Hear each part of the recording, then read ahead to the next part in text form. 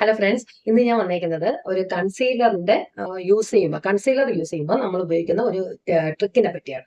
അതായത് മിക്കവാറും പേര് നമ്മൾ മേക്കപ്പ് ഒക്കെ എല്ലാം കഴിഞ്ഞ് കഴിയുമ്പോൾ നമ്മൾ കാണാറുണ്ട് കണ്ണിന്റെ അടിഭാഗത്ത് ലൈൻ ആയിട്ട് ഇരിക്കാറുണ്ട് അല്ലേ.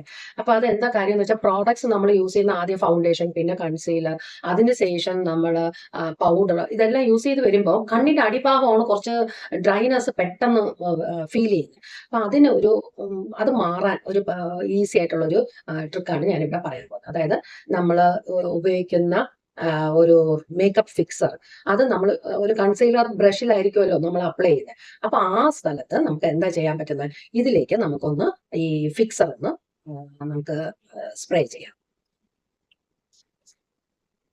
സ്പ്രേ ചെയ്തതിന് ശേഷം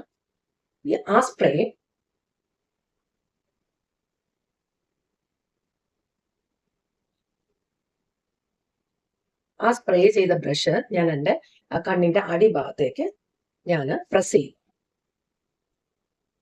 അതിന്റെ റീസൺ എന്താണ്, ഞാനിനി അടുത്തത് എന്താണ്, ഏത് പ്രോഡക്റ്റ് ആണ് അവിടെ യൂസ് ചെയ്യാൻ പോകുന്നോ ആ പ്രോഡക്റ്റ് അവിടെ ഇരിക്കാൻ വേണ്ടിയിട്ടാണ് ഞാനിത് ഫസ്റ്റ് ഇത് ചെയ്യുന്നത്.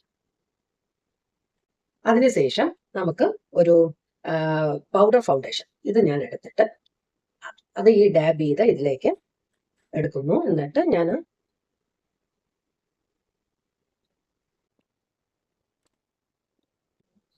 ഇപ്പൊ ലൂസ് പൗഡറിനെക്കാളും ഞാൻ എന്താ ചെയ്ത, കോമ്പാക്ട് പൗഡർ വെച്ചിട്ടാണ് ഞാൻ ഇതിപ്പോ ഫിക്സ് ചെയ്തത്.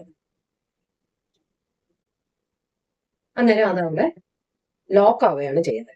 ഇനി എന്ത് വന്നാലും അതും ഫൗണ്ടേഷനും തമ്മിൽ രണ്ടും പ്രത്യേകിച്ച് വിട്ടു നിൽക്കില്ല. അപ്പൊ അതിനുള്ള ഒരു ഈസി ടിപ്പാണ് ഞാൻ പറഞ്ഞത്. നിങ്ങളൊന്ന് ട്രൈ ചെയ്ത് നോക്കൂ, എന്നിട്ട് എന്താണെന്ന് ഒന്ന് റിസൾട്ട് പറയും. ഓക്കെ.